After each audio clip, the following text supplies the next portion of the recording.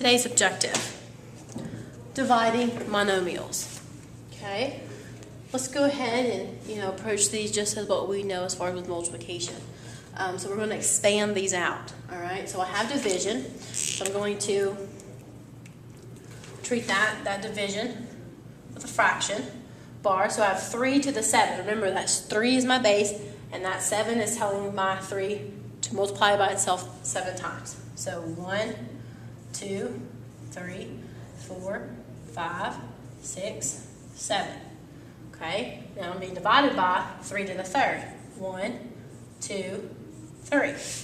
Okay, now what we're going to do is we're going to group these together and simplify. So see, I have 3 divided by 3. That simplifies to a 1. 3 divided by 3. That simplifies to a 1. And 3 divided by 3. That simplifies to a 1. So notice what I have left in my numerator.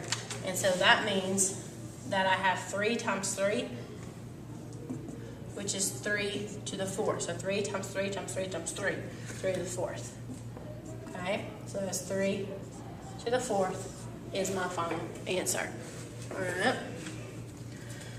In other words, if I put these together, that would be 27 divided by 27. Okay, so it would still be just 1. All right, so let's look at the second problem. A to the 5th. So remember, I'm going to have how many A's? 5 of them. Divided by A to the 2nd. Okay, so now I can see that I'm going to get a 1 there. And notice how many A's am I going to have left on top? A to the 3rd. So if you notice my exponents, do you see a pattern here? Notice what we're doing to these 3's. We're taking them away. So do you see 7 and 3? What would I have to do to get a 4 in that? I would subtract. So notice that division is we're taking them away. Okay? All right, dividing powers with the same base. Okay? Here it says, for all integers m and n and non-zero number a, I have a to the m divided by a to the n. It tells me that I'm going to subtract, so m minus n. And also in a division form, it would look like that, so m minus n. Okay, so let's practice that. Let's go ahead, and I would say m to 9 minus 9. Well, that would give me m to the 0. Well, we just learned our 0 power rule, so anything raised to the 0 power would give me 1.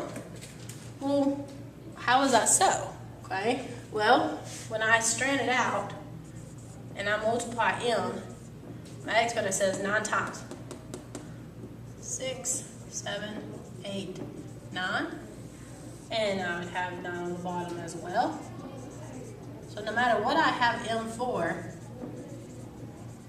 once I start crossing all these out, I'm going to have 1 left, because 1 divided by 1 is 1. All right, so let's look at 8. 8 to the 4th divided by 8 to the 6th. Let's go ahead and straighten this out.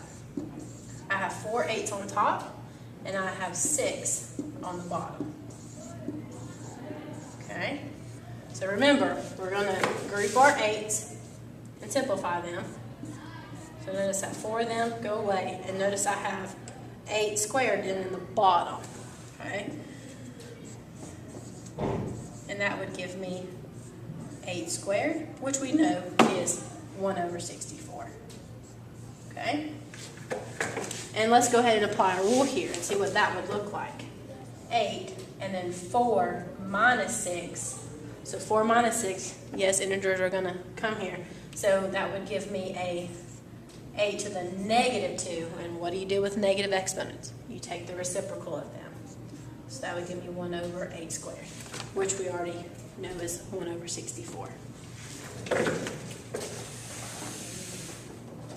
All right, let's practice some. Okay, so we're going to simplify these.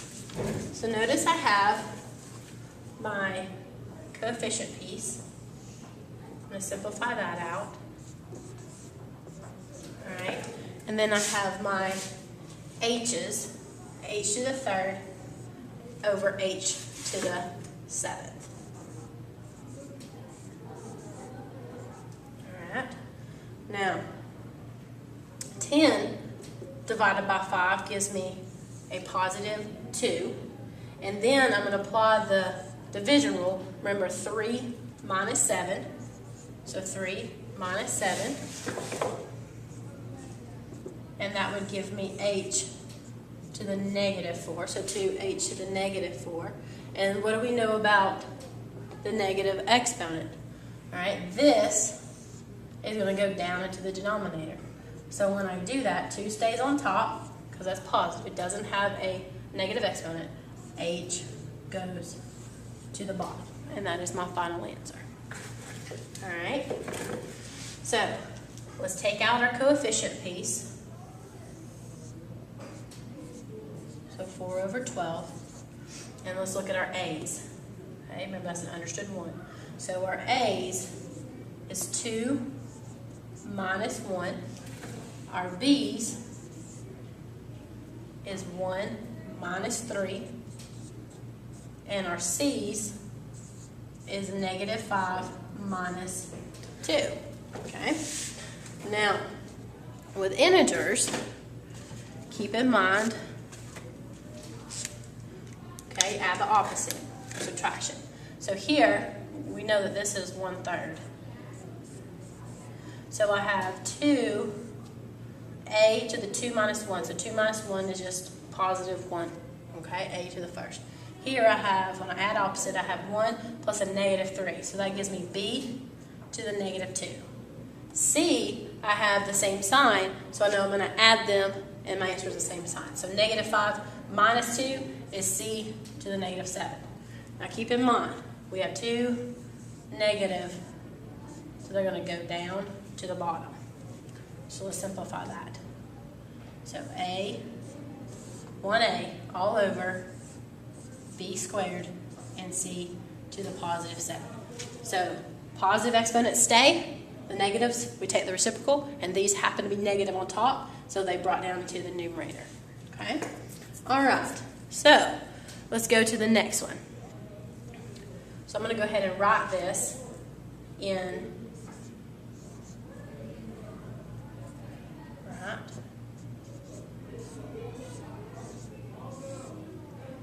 r to the third.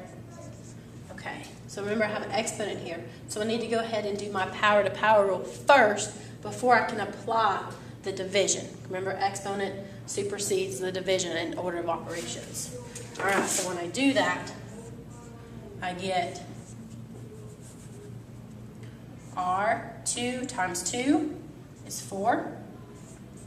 Negative 3 times 2 is negative 6. All over r to the third, t to the third. Okay? So now I'm ready to collect those and apply my division. So that gives me r, 4 minus 3, and then t, negative 6 minus 3. Okay? So my last ending result would give me r to the first, t, well, negative 6 minus 3, that's negative 9. Okay? And so remember, if it's negative, that goes down into the denominator. So where can I write this? I'm going to bring this all the way over here. Okay?